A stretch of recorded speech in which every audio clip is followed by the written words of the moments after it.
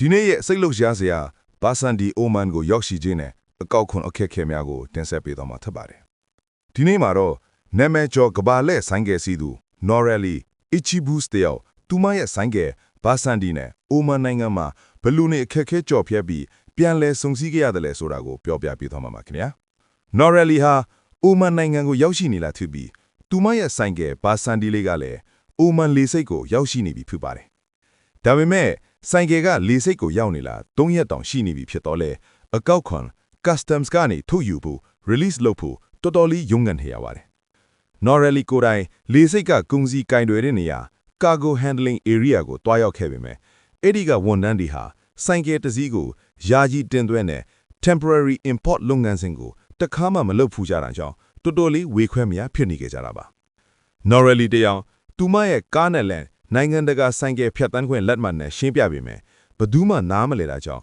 စိတ်ပြက်ပြီးဟိုတယ်ကိုပြန်လာခဲ့ရပါတယ်။ဒါပေမဲ့ကန်ခေါင်းစာနဲ့ပဲဟိုတယ်ပိုင်ရှင်နဲ့တွေ့ဆုံပြီးသူကဖုန်းနေဆက်ပြီးလူတွေနဲ့ချိတ်ဆက်ပေးတာကြောင့်လုပ်ငန်းစဉ်တွေမြန်ဆန်လာခဲ့ပါတယ်။ဒါတော့မှအကောက်ခွန်ကဝန်ထမ်းတွေဟာ9မိနစ်တခါဖုန်းဆက်ပြီးဆိုင်ကယ်အယောင် engine 2018 model 431cc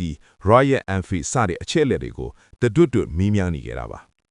နောက်ဆုံးမှာတော့အကောက်ခွန်ကလူကိုလိုက်လာခေါ်ပြီးဆိုင်ကယ်ကိုတွားထုံနိုင်ခဲ့ပါတယ်။တကယ့်ကိုအန်ရောစရာကောင်းလာက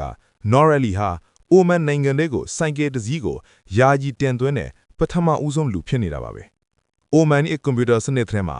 ဆိုင်ကယ်ယာယီတင်သွင်းဖို့ entry တောင်မရှိတာကြောင့်စနစ်တစ်ခုကိုတောင်ဖန်တီးလိုက်ရတယ်လို့ဆိုပါတယ်။ဒါပေမဲ့နှမျောစရာကောင်းတာတစ်ခုက Norelli ဟာစိတ်လှုပ်ရှားပြီး stress ကများနေတာကြောင့် GoPro ကိုဥထုံမှာတက်မဲ့ဝတ်ဦး screw ယူဖို့မေ့သွားခဲ့လို့ဆိုင်ကယ်စီးထွက်လာတဲ့ဗီဒီယိုမှတ်တမ်းမရလိုက်ပါဘူး။အခုတော့ဘာဆန်ဒီကိုအကောင်းအတိုင်းပြန်ရရှိသွားပြီဖြစ်လို့ Norelli က